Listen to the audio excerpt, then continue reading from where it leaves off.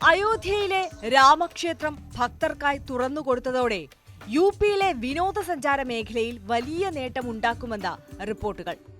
ഈ വർഷം അവസാനത്തോടെ സംസ്ഥാനത്തെത്തുന്ന വിനോദസഞ്ചാരികൾ ആകെ ചെലവാക്കുന്ന തുക 4 ലക്ഷം കോടിയാകുമെന്നാണ് കരുതുന്നതെന്ന് സ്റ്റേറ്റ് ബാങ്ക് ഓഫ് ഇന്ത്യയുടെ ഗവേഷണ വിഭാഗമായ SBI ഇക്കോറാപ്പ് പറയുന്നു. ആഭ്യന്തര വിനോദസഞ്ചാരികളെയും വിദേശ വിനോദസഞ്ചാരികളെയും ഉൾപ്പെടുത്തിയുള്ള കണക്കാണിത്. വിനോദസഞ്ചാര മേഖലയിൽ ഉണ്ടാകുന്ന ഈ വൻ കുതിപ്പ് 2025 സാമ്പത്തിക വർഷത്തിൽ 20,000 മുതൽ 25,000 കോടി രൂപയുടെ അധിക നികുതി വരുമാനം ഉണ്ടാക്കാൻ സംസ്ഥാന സർക്കാരിനെ സഹായിക്കുമെന്നും SBI ഇക്കോറാപ്പ് പറയുന്നു. തീർത്ഥാടന മേഖലയ്ക്ക് ഉണർവേകാൻ കേന്ദ്രം നടത്തുന്ന പദ്ധതികളും സ്പിരിച്വൽ ഹെറിറ്റേജ് ഓഗ്മെന്റേഷൻ ഡ്രൈവ് സ്കീമും വിവിധ സംസ്ഥാനങ്ങളിലെ സർക്കാരുകൾ നടത്തുന്ന മറ്റ് സംരംഭങ്ങളും സ്പിരിച്വൽ ടൂറിസം മേഖല വളരുന്നതിൽ നിർണായക പങ്ക് വഹിക്കുമെന്നും SBI റിസർച്ച് റിപ്പോർട്ടിൽ പറയുന്നു.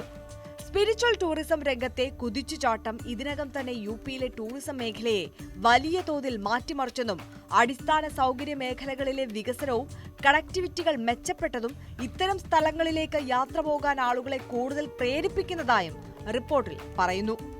വിനോദസഞ്ചാര കേന്ദ്രങ്ങളിലെ അടിസ്ഥാന സൗകര്യ വികസനം വഴി കോവിഡിന് ശേഷം രാജ്യത്തെ ടൂറിസം മേഖലയിൽ പ്രത്യേകിച്ച് സ്പിരിച്വൽ ടൂറിസം രംഗത്ത് വൻ കുതിച്ചുചാട്ടമാണ് ഉണ്ടായിരിക്കുന്നത്. അത്തരം ആത്മീയ കേന്ദ്രങ്ങളുടെ പട്ടികയിൽ അയോധ്യയും ഉൾപ്പെടുന്നുണ്ട്. രാമക്ഷേത്രത്തിന്റെ ഉദ്ഘാടനത്തോടെ ഇവിടേക്കെത്തുന്ന സഞ്ചാരികളുടെ എണ്ണം ഇനിയും ഉയരുമെന്നാണ് പ്രതീക്ഷിക്കുന്നത്. കോവിഡിന് ശേഷമുള്ള കാലയളവിൽ ഇന്ത്യയിലെ വിനോദസഞ്ചാര മേഖല തിരിച്ചുവരുന്നതിൽ പ്രധാന പങ്കുവഹിച്ചത് സ്പിരിച്വൽ ടൂറിസമാണ്. 2020 ഇന്ത്യയിൽ $44 ബില്യൺ ബിസിനസ്സാണ് ഈ മേഖലയിൽ നടന്നതെങ്കിൽ 2023 ആയപ്പോൾ അത് ഏകദേശം $56 ബില്യൺ ഉയർന്നു.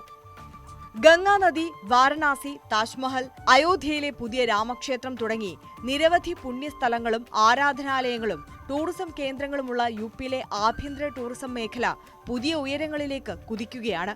2022 32 കോടി ആഭ്യന്തര വിനോദസഞ്ചാരികൾ യു.പി സന്ദർശിച്ചു എന്നാണ് റിപ്പോർട്ട്. ഇതിൽ 2.21 കോടി വിനോദസഞ്ചാരികൾ അയോധ്യയിൽ മാത്രം എത്തിയതാണ്. 2028ഓടെ ഇന്ത്യൻ GDPയിൽ ഏറ്റവും കൂടുതൽ സംഭാവന നൽകുന്നത് യു.പി ആയിരിക്കുമെന്നും കണക്കാക്കുന്നു. ഇതോടെ മാനവ വികസന സൂചികയിൽ 2ാം സ്ഥാനത്തുള്ള സ്കാൻഡിനേവിയൻ രാജ്യമായ നോർവേയെ ഇന്ത്യ മറികടക്കുമെന്നും പ്രതീക്ഷിക്കുന്നു.